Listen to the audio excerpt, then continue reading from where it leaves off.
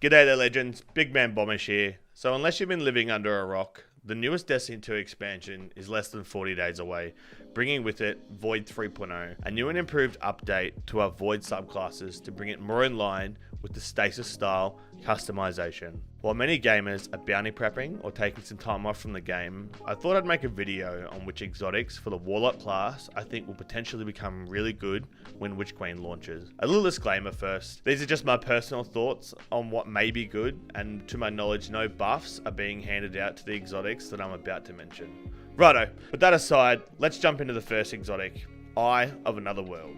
Eye of Another World is a helmet released in the OG Destiny 2. The exotic perk is Cerebral Uplink, and it reads as follows. Highlights priority targets and improves the regeneration speed of your grenade, melee, and rift abilities. The highlighting of the priority target is a bit whatever. It doesn't seem to mark targets in any kind of priority, more just the targets that are in front of you. Defeating marked targets also offers no real benefit. The second part of the exotic trait is what makes this exotic great. Eye of Another World essentially offers you a plus 30 to your grenade, melee, and rift abilities. So for example, if you're running tier 7 discipline, this would be increased to tier 10. However, this exotic allows for your abilities to exceed their lowest cooldown times.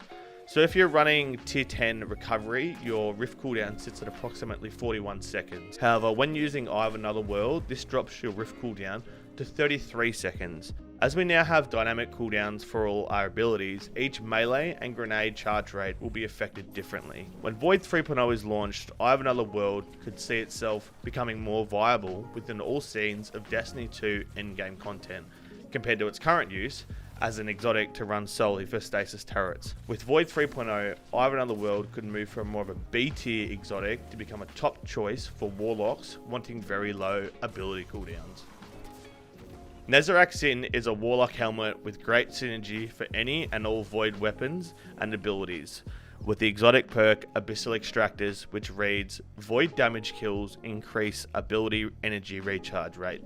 This exotic has been a long time favourite of mine anytime I've been rocking a Void subclass. Abyssal Extractors are activated on any Void damage kills, not just abilities, which makes it extremely versatile. Void kills give 2 seconds of increased ability regeneration, and yes, that does include your super. Further kills with Void weapons, while this buff is active, extends the timer by 2 seconds up to a maximum of 20 seconds. I don't want to dive into the numbers here, as we'll be here all day. However, for every kill, it's shaving roughly 2 seconds off your ability / super cooldown. You can start to see continually chaining Void kills can lead to some crazy quick ability cooldowns. Great exotic weapons to pair with Nasrax would be Telesto, Le Monarch, Graviton Lance, Ruinous Effigy, and Lorentz Driver, let alone any legendary Void weapon that you may choose to fit. With whatever Void 3.0 brings, make sure you don't sleep on Nasraxin. Astrocyte Verse is another Warlock helmet released in Season of Opulence. The exotic perk found on this armor is Move to Survive. Allows you to blink further and more frequently, increases weapon ready speed, and blinking gives persistent radar during blink. The perk is fairly self-explanatory, and I just thought I'd throw this one in the mix in case blink movement gets any update or changes come Void 3.0. There's nothing crazy going on here, but one to watch in case blink becomes meta. Veritys Brow is, well, it sure as hell ain't pretty, but goddamn this exotic packs quite a punch. The exotic perk is the 4th magic, which reads, Weapon final blows with a damage type matching your subclass energy grant death throws, which provides a grenade damage bonus and grants you grenade energy. When you have death throws and throw a grenade, nearby allies gain greatly increased grenade regeneration for a short time. Death throws is a stacking bonus to grenade damage. At 1 stack, it is increased by 20%, 2 stacks is 40%, 3 stacks is 60%, 4 stacks is 80%, and at 5 stacks provides a 100% bonus to grenade damage.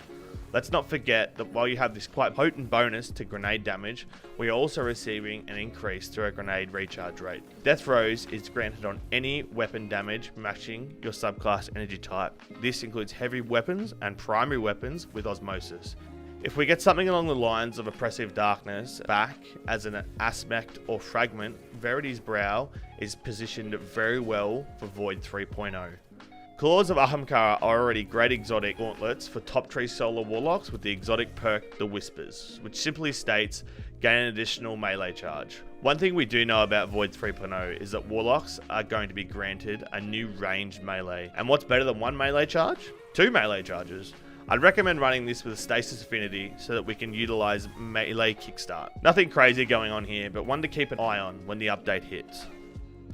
Contraverse Hold are some of the best Warlock gauntlets available at the moment, particularly when using Top Tree Voidwalker. The exotic perk on these gauntlets, Chaotic Exchanger, states resist incoming damage while charging your Void Grenade with Chaos Accelerant, Feed the Void, or Handheld Supernova. Charge Void Grenades return an amount of grenade energy on hit.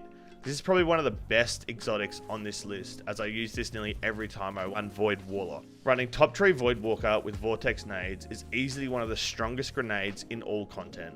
The damage resist is roughly 20%. These arms were previously nerfed in the 30th Anniversary Edition and no longer return as much grenade energy as previous. However, still extremely viable. This is one exotic I'll be taking into the Day 1 raid race. Necrotic Grip are Warlock arms released in Beyond Light with the exotic perk Grasp of the Devourer. Damaging combatants envenoms them with poison that deals increasing damage over time. Defeating a poisoned combatant spreads the condition to nearby targets.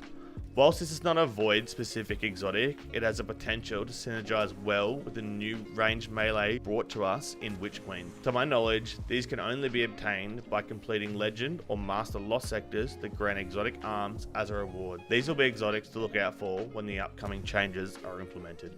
Nothing Manicals are exotic arms with the perk Scatter Charge. You gain an additional scatter grenade charge.